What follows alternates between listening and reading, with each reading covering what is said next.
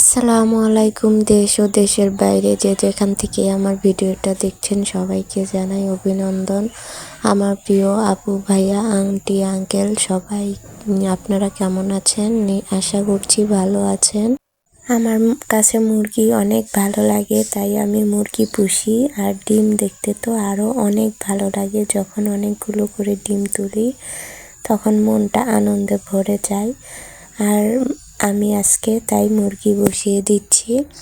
আর আমি একজনের কাছ থেকে ফাউমি মুরগির ডিম সংগ্রহ করেছি, সেগুলো দিয়ে আর আমার কিছু ডিম দিয়ে বসিয়ে দিতে চেয়েছিলাম দুইটা, কিন্তু হলো না, একটাই বসিয়ে দিয়েছি। আর এই মুরগির বাচ্চাগুলো বিড়ালে খেয়ে ফেলে, এই জন্য আপনাদের ভাইয়া আমাকে একটা ঘর বানিয়ে দিচ্ছে।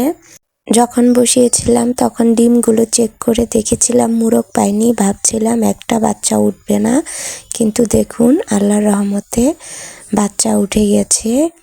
এখন কয়টা বাচ্চা উঠবে সঠিক বলতে পারবো না, কিন্তু আল্লাহর রহমতে উঠেছে। তো ভাবছিলাম একটাও উঠবে না।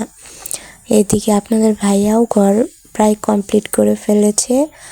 আমার মুরগিটাও আজকে বাচ্চা ওঠানো শুরু করে দিয়েছে। আমি আসলে এটা আপনাদের সাথে এজন্যই শেয়ার করছি যে আমি ভেবেছিলাম যে একটা বাচ্চাও উঠবে না। আল্লাহর রহমতে দেখুন তাও 11টা বাচ্চা উঠে গেছে, আর ডিমগুলো মুরগি নষ্ট করেছে।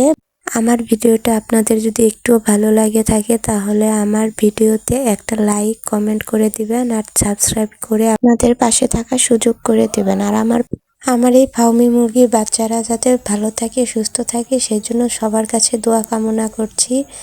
শখ করে বসিয়েছি, শখের এই বাচ্চাগুলো যেন টিকে। আল্লাহ হাফেজ।